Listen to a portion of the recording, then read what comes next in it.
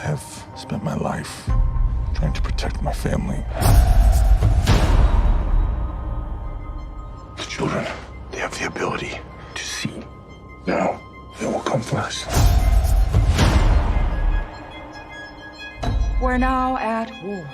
The first nation to harness sight will dominate the world. This new weapon, more powerful than you can imagine. All of fire will be ours. Bomb them.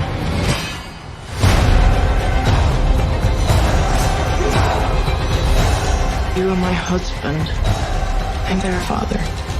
You must decide what is best for us. I will die before I allow anything to happen to you.